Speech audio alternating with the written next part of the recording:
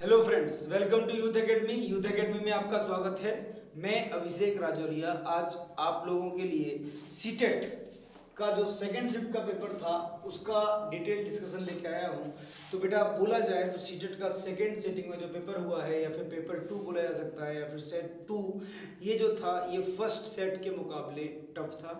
उसके मुकाबले टफ था, वैसे ओवरऑल टफ नहीं था क्योंकि इसका मैथ का सेक्शन थोड़ा अच्छा आया था, उससे तो काफ़ी अच्छा आया था। इसको बोला जा सकता है मॉडरेट टू हाई लेवल का था सीटेट के हिसाब से। और अगर एसएससी के हिसाब से देखोगे तो कोई उतना हार्ड नहीं है, लेकिन फिर भी सीटेट के हिसाब से अच्छे लेवल का पेपर आया था। स्पेसिफिक मैथ की बात कर रहे हैं, और मैथ में भी हम पेडागोजी की बात नहीं कर रहे हैं। पेडागोजी ओवरऑल ठीक ठीक आई थी, लेकिन जो बेसिक कोर मैथ आया था वो काफ़ी अच्छा आया था। ठीक है, तो आज पेपर 2 का मैथ्स हम डिस्कस करने के लिए लेके आए हैं। ठीक है, इन बच्चों जिस भी बच्चों का इस सेट में पेपर हुआ उनको थोड़ी सी निराशा हुई है, वो थोड़ा परेशान है। कोई बात नहीं, होता है बेटा, कभी अच्छा कभी बुरा। ठीक है, चलो देखो, सबसे पहला सवाल था बेटा, the number of distinct prime factor of the largest 6 digit number. Hindi में पढ़ा जाए तो 6 अंकों की बड़ी से बड़ी संख्या के विभिन्न अभाज्य गुणनखंडों की संख्या।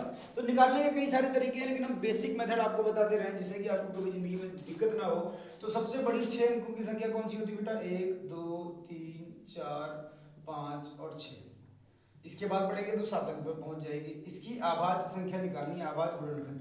तो बेसिक फॉर्मेट यही होता है, आप इसी से कर लिया करो। सीटेट में टाइम का भी इशू नहीं होता है, काफी टाइम होता है आपके पास। तो पहले 3 से डिवाइड दे देंगे। ठीक, 3 से देंगे तो 3 3 जा 3 3 जा 3 3 जा 3 3 जा 3 3 जा और 3 3 जा। फिर 3 से दे देंगे तो 1 1 1 1 1 और 1। फिर 11 से दे देंगे, जब 11 से डिवाइड दोगे बेटा कैसे जाएगा? 11 1 जा 11, फिर 0 लगाना पड़ेगा, फिर 11 1 जा 1 0, फिर 11 1 जा 11। फिर देखो, फिर 3 से कट रहा है, फिर 3 से काट दो इसको। 3 3 जा 9 हो जाएगा, फिर बचे 11, फिर 3 3 जा 9, फिर बचे 20, 3 6 जा 18, फिर बचे 2 21, 3 7 जा 21। ठीक है, इससे कट जाएगा। इसके बाद ये किससे कटेगा बेटा? देखोगे तो ये 3 से नहीं कटेगा, 4 से नहीं कटेगा, 5 से नहीं कटेगा, 6 से नहीं कटेगा, 7 से नहीं कटेगा, 8 7 से कट जाएगा, 7 से कट जाएगा। ये 7 से काट देते हैं। 7 4 जा 28, 28 के बाद बचे 5 56, 7 8 56, 7 8 56 हो गया, 7 एकम 7 कट गया। ठीक है, और आगे बढ़ेंगे तो ये 7 के नहीं कटेगा, 8 से नहीं कटेगा, 9 से नहीं कटेगा, 10 से नहीं कटेगा, 11 से नहीं कटेगा, 12 से नहीं कटेगा, 13 13 से काट के देखते हैं। ठीक, 13 से काट देते। तो 13 13 13 दूनी 13 3 39। तो 13 3 39 ले लेंगे बेटा, 13 3 39 ले लिया, फिर बचा 91। तो 13 के पहाड़े में 91, 13 सत्ते 91 हो जाता है। उसके बाद 37 खुद से आभाज्य संख्या है तो 37 एकम 37। अब देखो यहाँ पर कितनी आभाज्य संख्याएं आई हैं? एक 3 आया है, एक 11 आया है, 7 आया है, 13 और 37। कितनी है ये? 5। तो आपका बेटा 5 इसका सही आंसर हो जाएगा। तरीके बहुत हैं, लेकिन बेसिक तरीका बताया जाता है कभी भी डिस्कशन में, तो ये बेसिक तरीका यही है इसका। ठीक है, अगला सवाल भी देखो काफी अच्छा आया था। लिखा गया है यदि 8 अंकीय संख्या, कौन सी है 8 अंकीय संख्या? तो लिखा है बेटा, ये क्वेश्चन नंबर 41 है। फिर क्वेश्चन नंबर 42 में लिखा है 8 अंकीय संख्या 179x 091y। ये जो है बेटा ये 88 से विभाजित हो रही है, 88 से पूर्णतः कट रही है। तो पूछा गया था बेटा कि x माइनस वाई का मान क्या होगा। समझिएगा ध्यान से, 88 से कटने वाली संख्या है। 88 में क्या क्या है बेटा? तो 88 में 8 है और 11, 8 और 11 मिलके 88 बनाते हैं। 11 8 जा 88। ठीक, तो 8 से कटने का नियम क्या होता है? 8 से कटने का नियम ये होता है बेटा, आखिरी की 3 संख्याओं को 8 से भाग दो। अगर आखिरी की 3 संख्याएं 8 से कट जाती है तो पूरी संख्या कट जाती है। तो यहाँ पर क्या करेंगे बेटा, 9 1 y को हम लोग 8 से भाग दे देंगे। बेसिक तरीका बता रहे हैं। 8 1 जा 8 आ जाएगा बेटा, बचे कितने? 11। फिर 8 एकम 8 आ जाएगा, कितने बचे बोलो? 3 और y। 8 के पार्ट में कौन सी ऐसी संख्या है जो 30 से बड़ी है आती है? तो 8 चौके 32। इसका मतलब अगर ये कट रहा है 8 से तो y का मान क्या होना चाहिए? y का मान 2 होना चाहिए। तो सबसे पहले हमने y का मान निकाल लिया। तो y का मान क्या निकल के आया? तो y का मान निकल के आया बेटा 2। पहली चीज निकल के आ गई। उसके बाद देखेंगे बेटा 11। 11 से कटने का नियम क्या होता है? तो 11 से कटने का नियम होता है बेटा सम और विषम उस पे आने वाली अंकों पर आने वाली संख्याओं का अंतर या तो 0 हो जाए या तो 11 से डिविजिबल वाली संख्या आ जाए।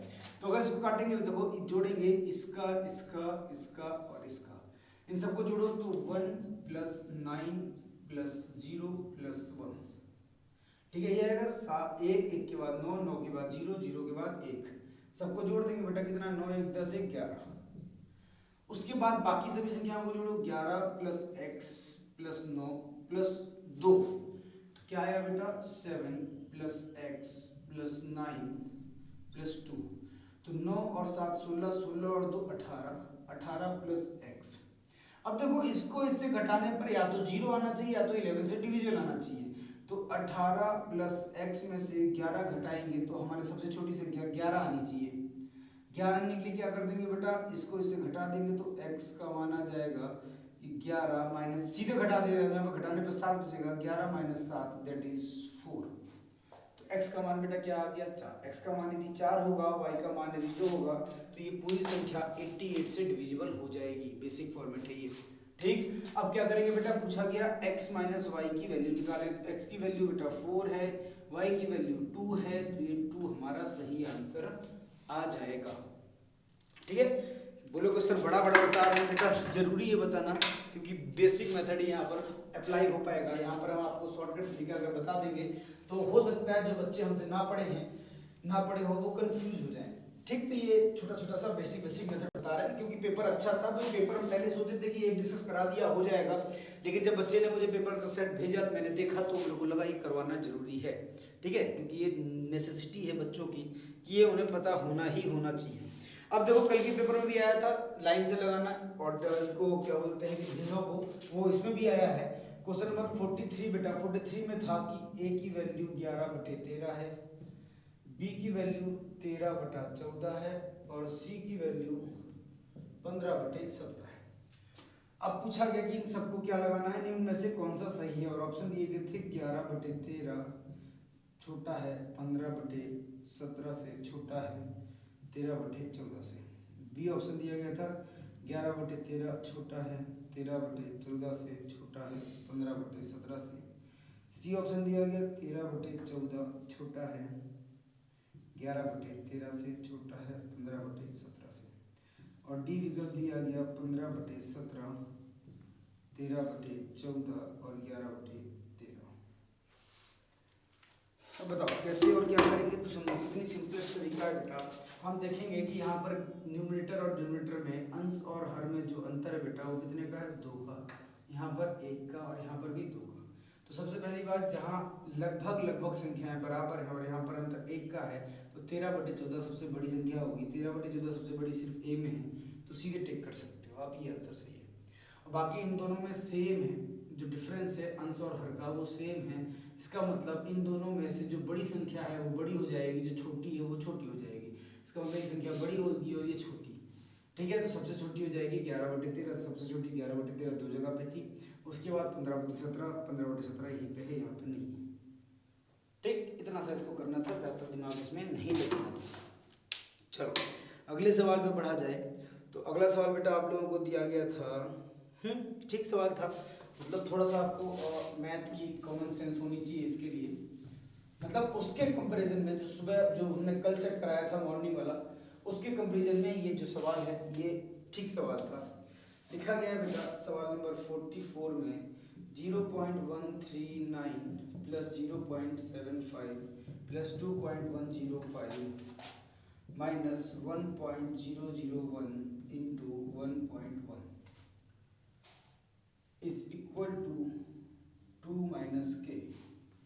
यहाँ पर k का मान ज्ञात करना था, k की वैल्यू निकालनी। सबने सबसे पहले तो इन सबको जोड़ देंगे, इन सबको जोड़ेंगे बेटा तो क्या आएगा, 0 की जगह पॉइंट में कुछ भी आएगा।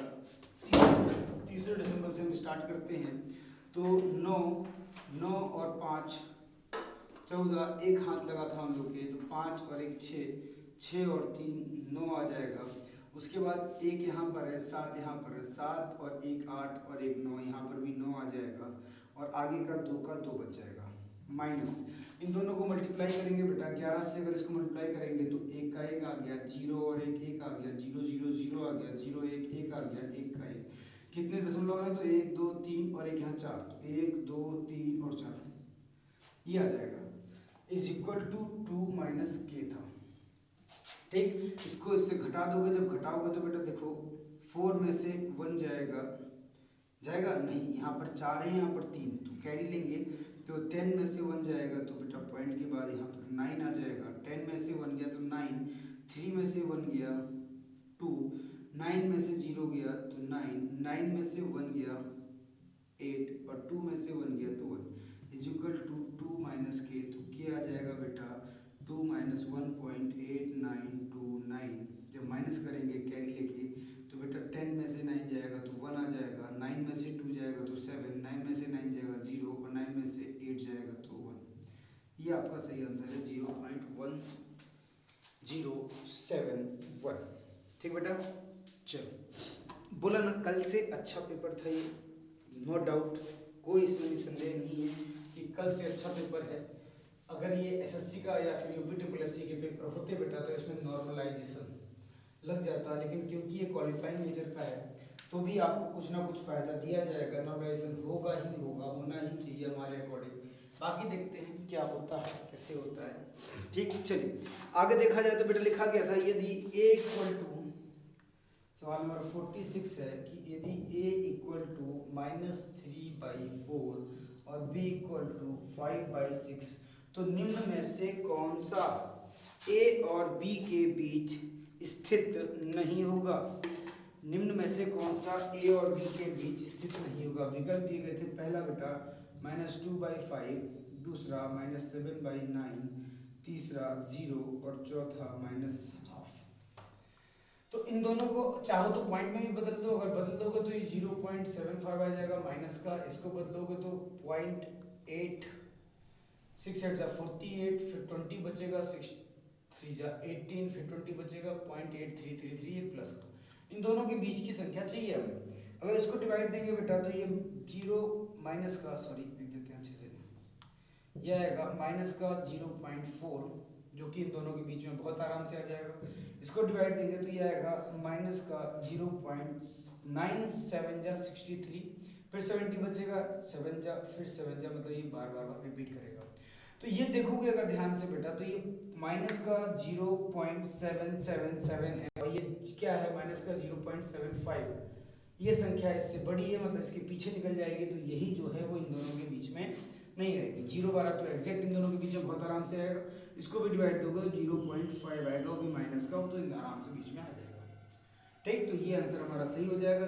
देखो डिफरेंस देखो कितने कम का दिया है, देखो 0.75 और 0.777।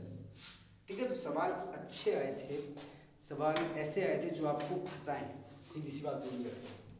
ठीक, ये पेपर अच्छा बना था, इस पेपर को बिल्कुल बोला जा सकता है कि अच्छे लेवल का सीटेट का पेपर था ये, इसको सीटेट का पेपर बोला जा सकता है। ठीक, इसको वही बच्चे करेंगे तो थोड़े अच्छे हैं। देखो अगला सवाल था, अगला सवाल 46 नंबर सवाल है बेटा, 46 नंबर, ये वाला जो है वो 45 था, सॉरी 46 में बोला गया 1.7 इंटू 10 के पावर 4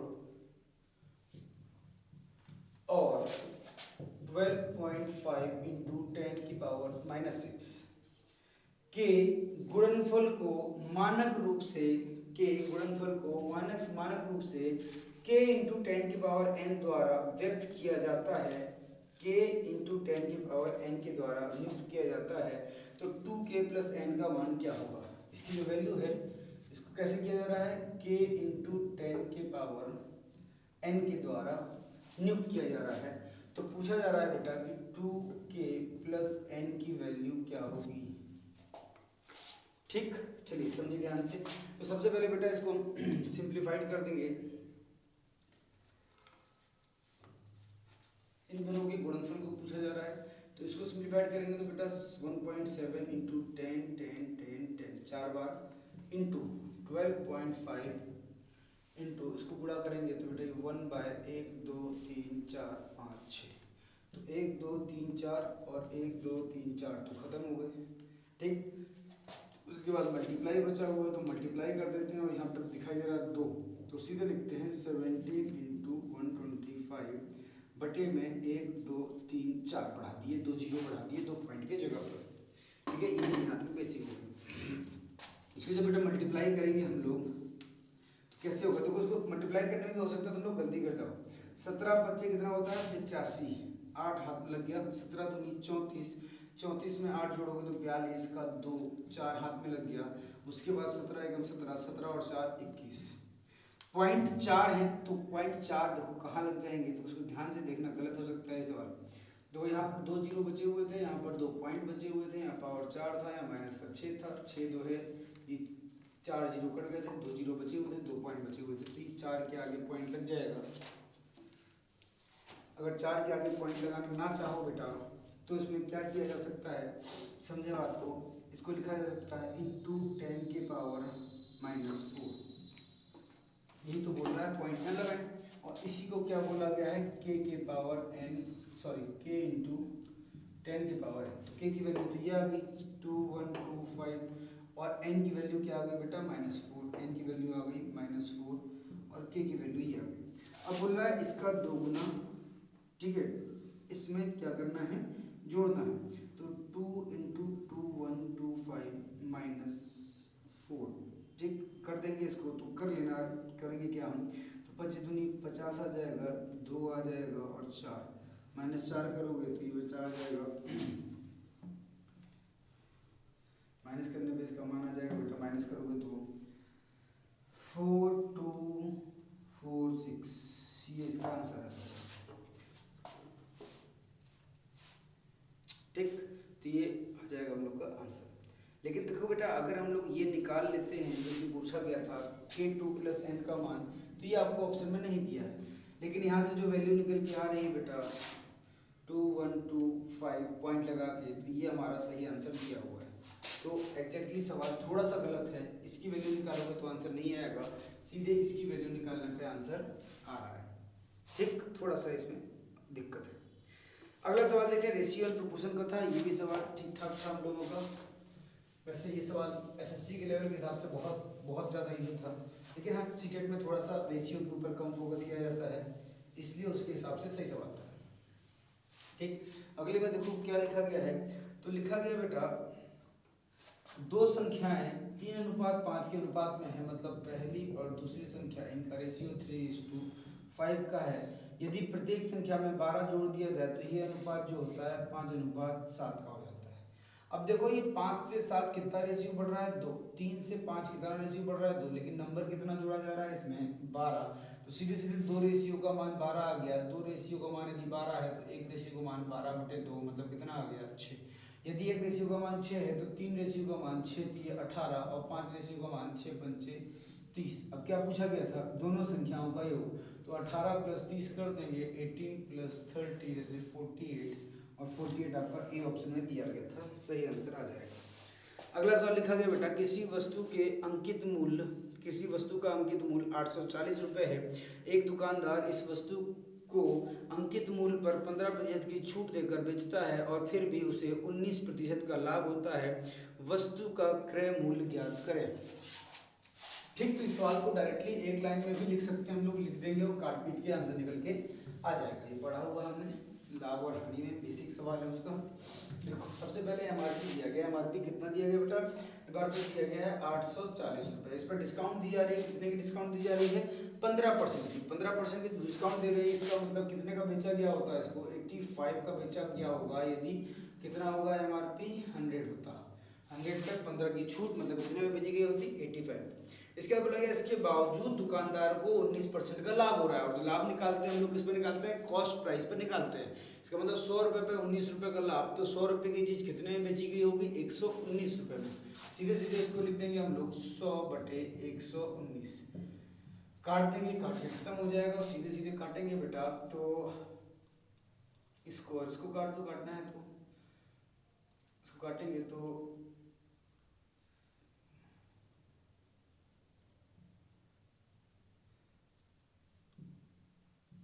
17×5 = 85 और 17×7 = 119, 7 एकम 7, 7 एकम 7, 7 दूनी 14, गुणा कर देंगे 12×5 = 60, 600 रुपये आंसर निकल के आ गया। फर्स्ट प्राइस कितना है बेटा, 600 रुपये।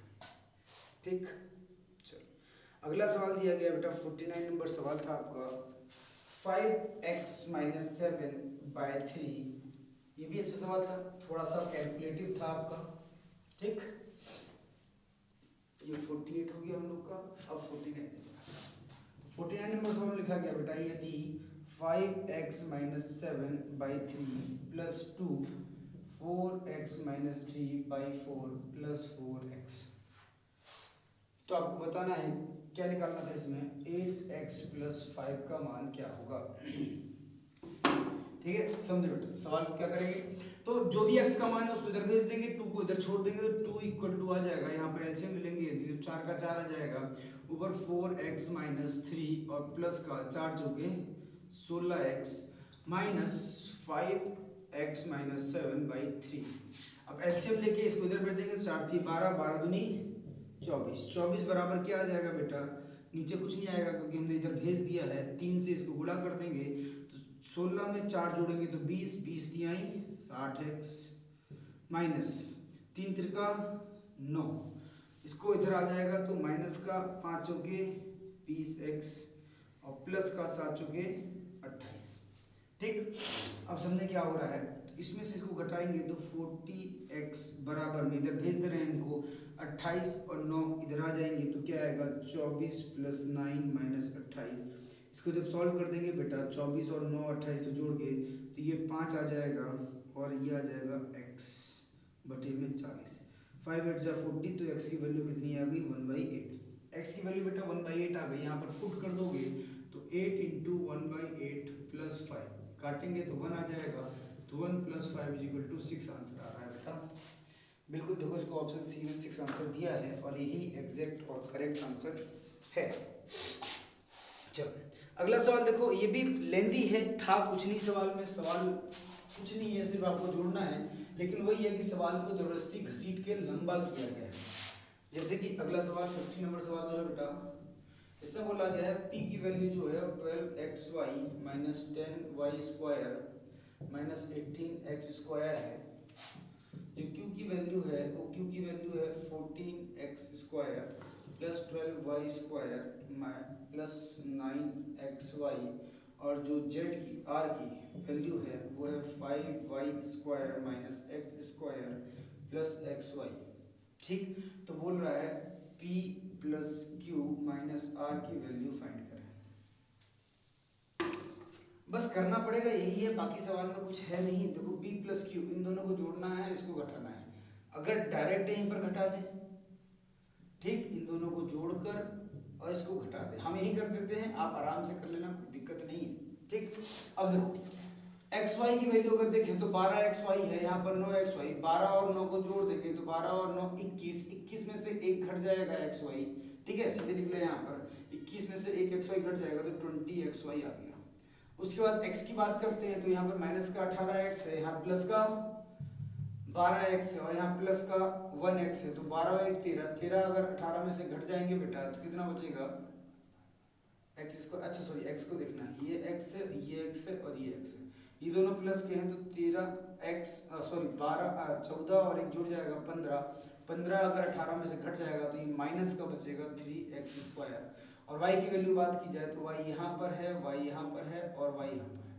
अब ये माइनस का है, ये भी माइनस का, इन दोनों को जोड़ेंगे तो ये माइनस का 15 हो जाएगा, माइनस के 15 में से अगर 12 घटा दोगे तो माइनस का 3y स्क्वायर बच जाएगा, यही आपका सही आंसर है। देखते हैं किस ऑप्शन में है, तो ये आ गया बेटा 20xy माइनस नहीं है, बी ऑप्शन में 20xy minus 3x square minus 3y square, बिल्कुल। चलिए आगे बढ़ते हैं, तो अगला सवाल अलजेब्रा का था, ये भी किया हुआ सवाल है आप लोगों का, अगर आपने थोड़ा सा पढ़ा हुआ है तो ये हर जगह हर पेपर में रिपीटेड सवाल है, अगर बोला जाए किसी भी कंपटीशन एग्जाम में तो ये आते रहते हैं सवाल, ठीक है, लेकिन सीटेट में ऐसे सवाल कम ही देखे जाते हैं, फिर भी आया है।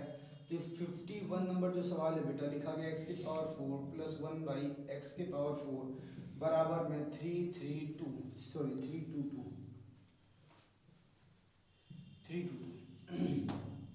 ठीक, अब देखिए क्या करते हैं बेटा, इस सवाल को सॉल्व करने के लिए तो x की पावर 4 प्लस 1/x की पावर 4 प्लस 2 बराबर में 322 प्लस 2, जोड़ेंगे तो 3 2 4 बन जाएगा। ठीक है, ये बेटा किसका स्क्वायर बन गया, तो x square plus 1/x square का होल स्क्वायर, ए square plus B square plus 2ab वाला सूत्र लग जाएगा। ये जो है बेटा किसका 18 का होल स्क्वायर है, स्क्वायर स्क्वायर कट जाएगा। इसके बाद तो उसमें निकालना क्या था, ये तो लिखना बताइए ना, भूल ही गए, x माइनस 1/x की वैल्यू निकालनी थी। तो ये आ गया बेटा x square plus 1/x square की वैल्यू 18। अब क्या करेंगे, तो x square plus 1/x square में से -2 करेंगे, क्योंकि वैल्यू हमें माइनस के निकालनी है, और 18 में से भी -2 करेंगे तो ये 16 आ जाएगा। तो ये बेटा हो गया सूत्र x माइनस 1/x का whole square, A square plus B square plus 2a minus 2ab a minus b का होता है। ये 16 4 का हो गया, तो सीधे सीधे x माइनस 1/x की वैल्यू क्या आ गई, 4। ऑप्शन डी में ये आंसर आपको दिया गया था। क्वेश्चन नंबर 52 भी बहुत ही अच्छा सवाल था। ठीक, तो इसमें लगभग सारे सवाल जो बोले जाए बेटा अच्छे आए थे। कोई भी सवाल ऐसा नहीं था कि आपको मतलब एक झटके में आप निकाल दो, आंसर मार दो।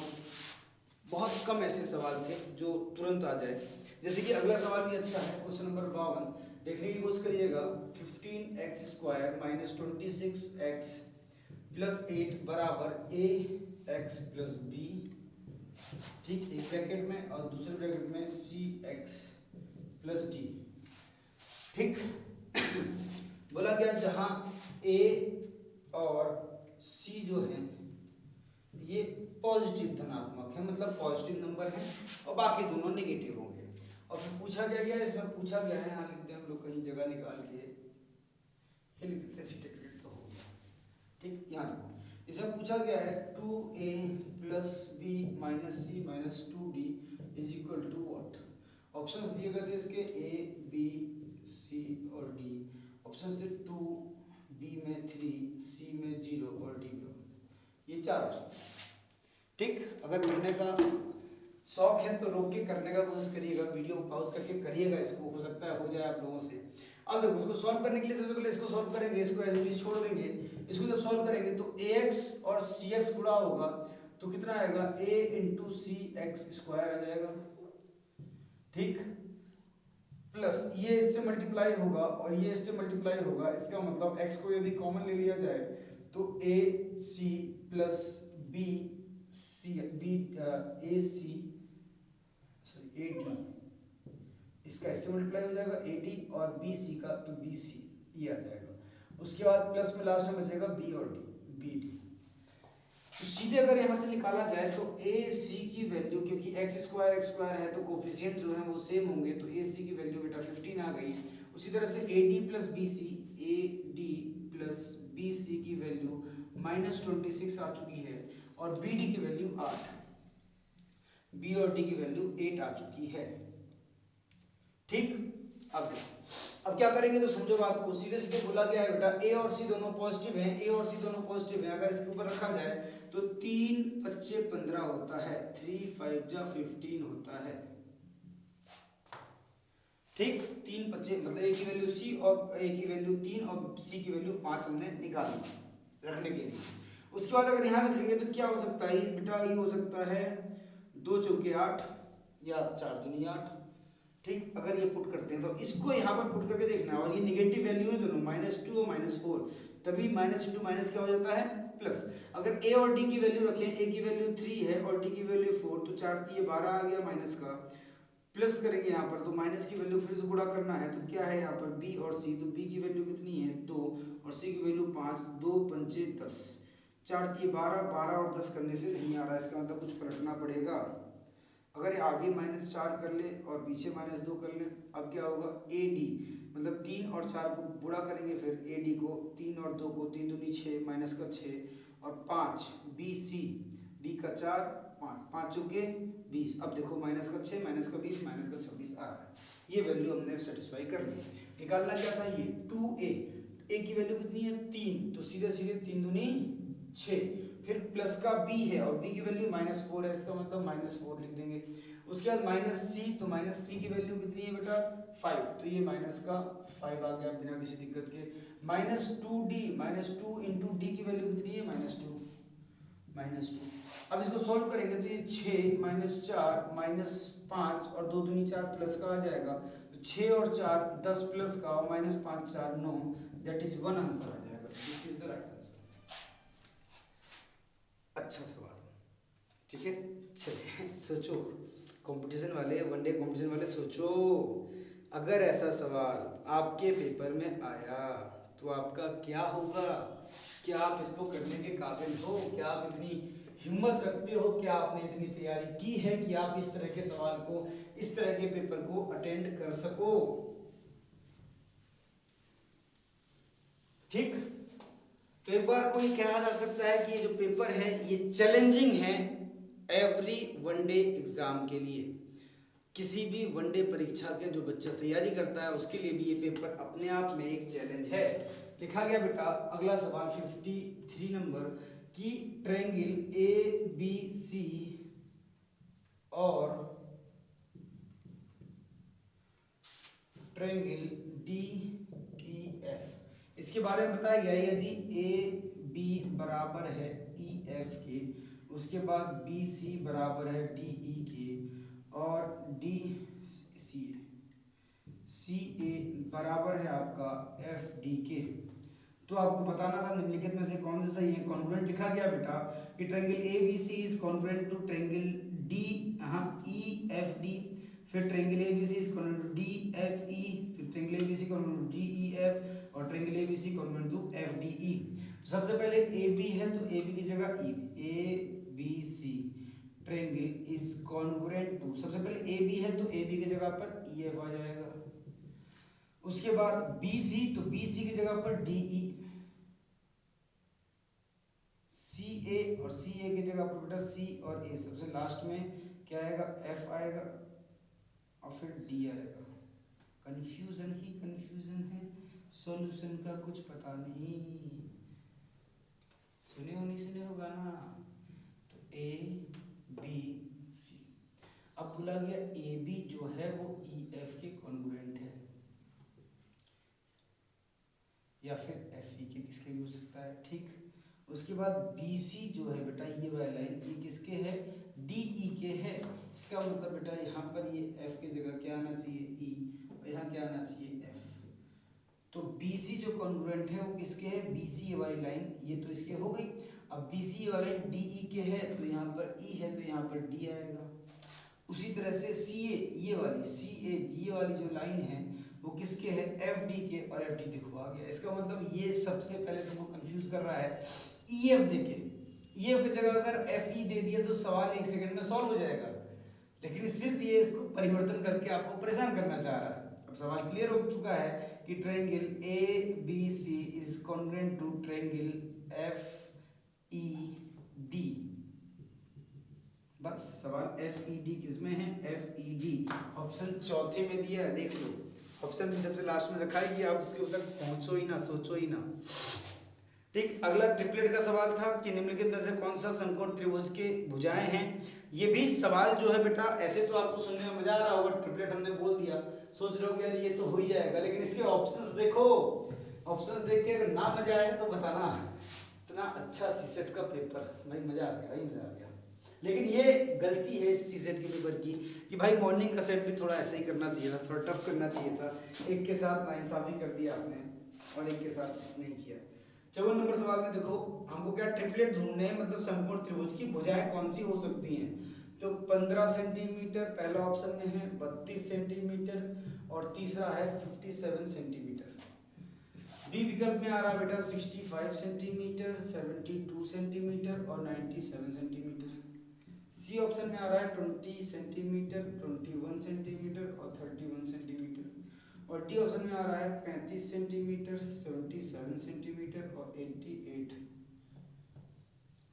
88 सेंटीमीटर।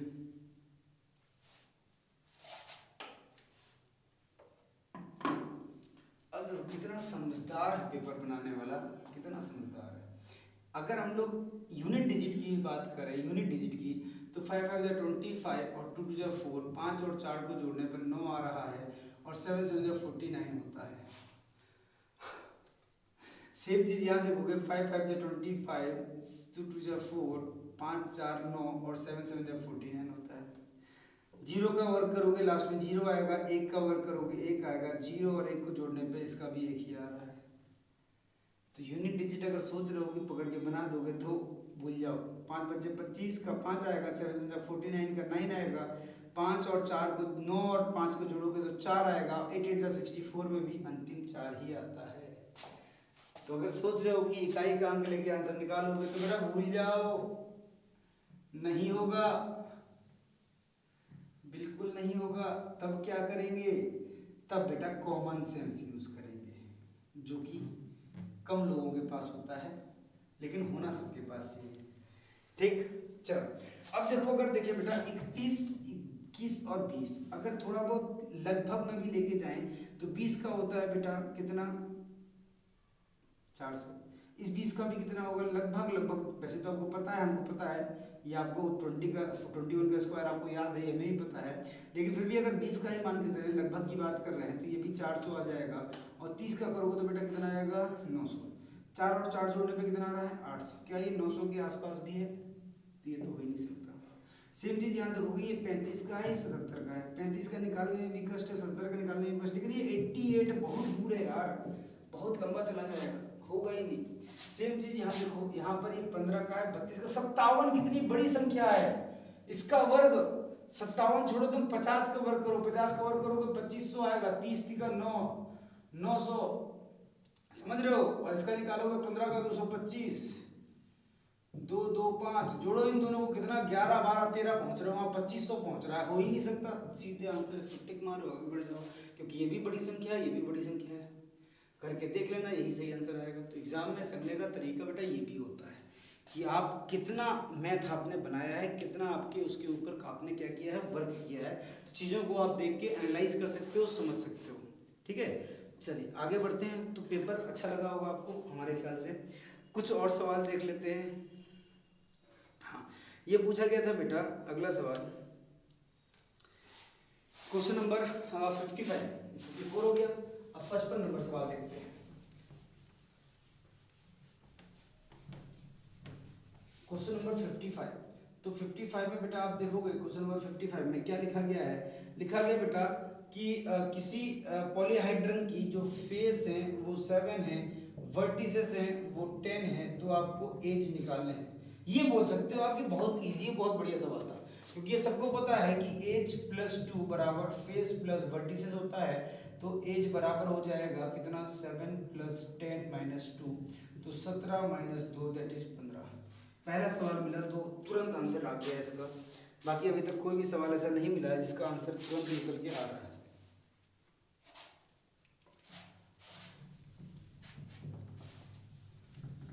ठीक, चलिए ज्यादा नहीं, 2-3 सवाल और बचे हैं, जल्दी से इसको खत्म करते हैं और आपको बस लास्ट में बताते हैं कि भाई पेपर का लेवल कभी भी कैसा भी हो सकता है, हमें मेहनत अच्छी करनी चाहिए। ठीक, अगला सवाल बेटा लिखा गया एक त्रिभुज है ABC, समझिएगा ये सवाल भी बहुत अच्छा है। त्रिभुज ABC बोला गया, ABC को प्रोड्यूस किया गया कहाँ, E तक, उसके बाद CA को प्रोड्यूस किया गया A B और C, CA को बेटा प्रोड्यूस किया गया कहाँ, D तक किया गया है। ऊपर की चीज मिटा दें, कंफ्यूज हो जाओगे। ठीक, इसको कहाँ तक प्रोड्यूस किया गया है, इसको D तक प्रोड्यूस किया गया है। इसके बाद बताया गया BAD, ये एक्सटीरियर एंगल, ये बोला गया कितने का है, 125 डिग्री का है। उसके बाद बताया गया है आपको EBC, ये एक्सटीरियर एंगल, ये बताया गया 100 डिग्री का है। तो बताया गया निम्नलिखित में से कौन से सही हैं, तो वो ऑप्शन क्या क्या थे। पहले ऑप्शन था कि angle ABC minus ACB, ABC minus AC बराबर 35 डिग्री। बी ऑप्शन था angle BAC minus angle ACB बराबर 20 डिग्री। सी ऑप्शन था आपका एंगल ABC इज आइसोस्केलस।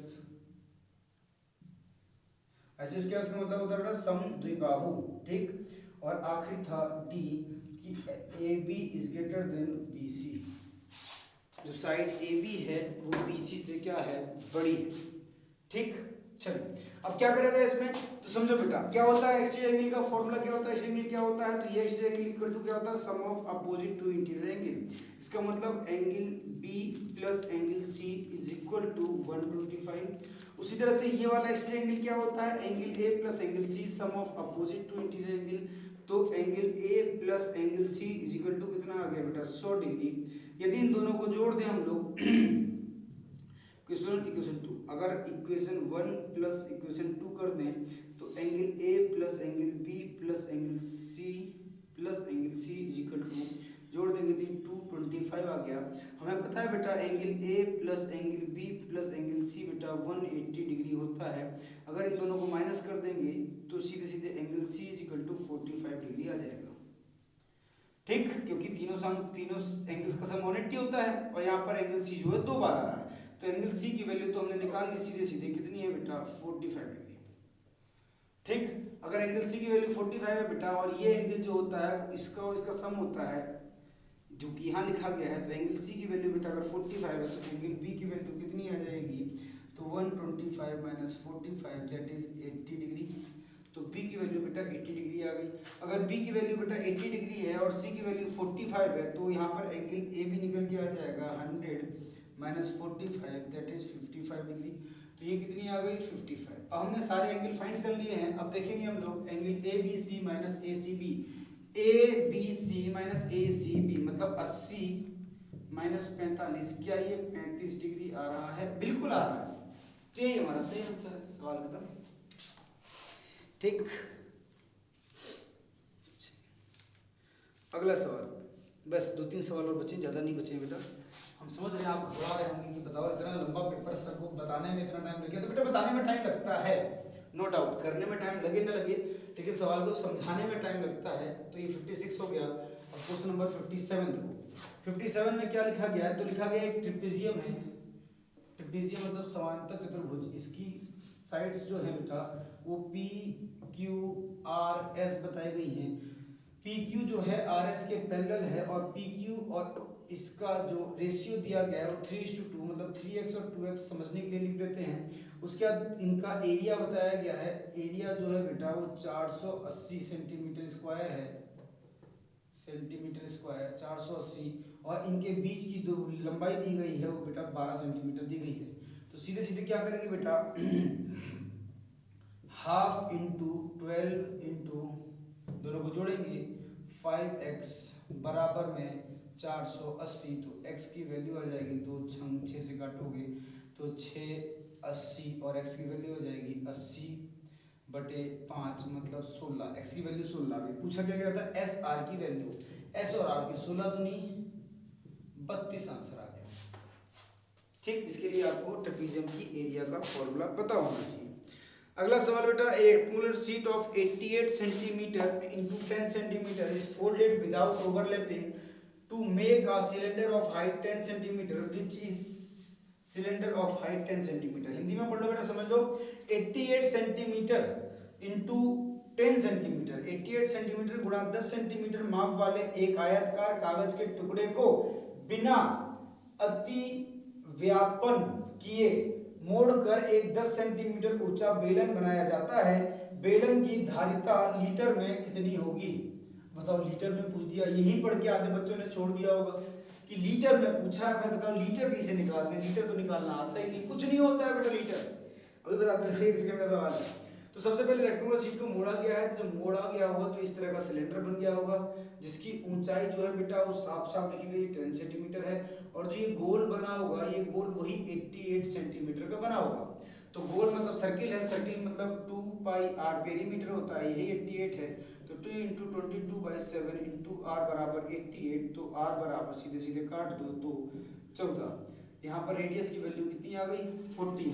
निकालना क्या था इसका आयतन। आयतन कैसे निकालता है? आयतन बेलन का होता है पाई आर स्क्वायर है, तो 22/7 इंटू आर की वैल्यू 14 है, तो 14 × 14 इंटू एच की 10 है, काट दोगे तो 7 2 जा और 2 से गुणा कर देंगे 56 56 का 6 6 5 11 का 1 5 1 6 गुणे में कितना आ जाएगा 10, तो ये आ जाएगा 6 1 6 0। अब ये क्या आया बेटा? ये आया हमारा सेंटीमीटर क्यूब। सेंटीमीटर क्यूब से अगर हमें लीटर में बदलना है तो सीधे सीधे 1000 से भाग दे देते हैं, तो 6.16 हमारा लीटर में आंसर आ जाएगा। 1 लीटर बराबर 1000 सेंटीमीटर क्यूब होता है, ये भी पता होना चाहिए आपको, तभी सवाल बनेगा। ठीक, अगला सवाल, किसी घन का आयतन 2197 है। किसी घन का आयतन,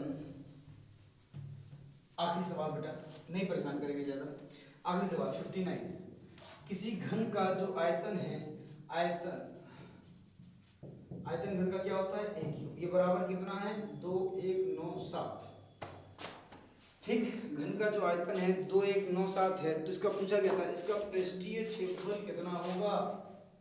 इसका पूछा गया था कि इसका पृष्ठीय क्षेत्रफल का मतलब होता है lateral surface area, lateral surface area क्या होगा, तो 6a² होता है। ये बताने की आवश्यकता मेरे ख्याल से नहीं है, आपको पता होगा किसका क्यूब होता है, किसका होता है, ये संख्या किसकी क्यूब होती है। चलो ये हम नहीं बताते हैं, ये आप खुद से निकाल लेना। a की क्यूब की वैल्यू सीधे सीधे a की वैल्यू आ जाएगी, फिर a का स्क्वायर करना, 6 से गुणा कर देना, आपका आंसर आ जाएगा इसमें। ठीक चलिए ठीक है, एक और सवाल बेटा रह गया है जिसमें आपको रेंज, मोड और मीडियन के डाटा को ऐड करना था, तो इसमें अंक जो है बेटा वो क्लियर नहीं है, इसीलिए इसको हम छोड़ दे रहे हैं। ठीक, आप कर लीजिएगा, बाकी क्लास में हमने करा ही दिया है, आपको मैक्सिमम चीज़ें हो गई होंगी। लेकिन समझिए, और बच्चों से जो सीटेट की तैयारी नहीं करते हैं उनसे बेटा यही अनुरोध है कि जैसे कि इस सीटेट के पेपर में आपका पेपर आया है जो कि एक अच्छे लेवल का है, इसमें एडवांस पोर्शन अच्छा खासा है, या फिर बोला जा सकता है 70% एडवांस पोर्शन है। ऐसे अगर आपके पेपर में हो गया तो आप क्या करोगे, क्या आप पेपर को छोड़ दोगे? आप अगर मैथ के बदौलत या रीजनिंग के बदौलत ही पेपर देने जा रहे हो और यही पेपर आ गया, ऐसे ही टफ पेपर आ गया, तो क्या आप पेपर छोड़ दोगे या फिर दिक्कत करोगे? इसीलिए तैयारी हमेशा अच्छी होनी चाहिए, पेपर अच्छा आए तो अच्छे बच्चों का फायदा होता है। ठीक, चलिए अभी तक के लिए इतना ही, कल फिर मिलेंगे। जय भारत, जय हिंद।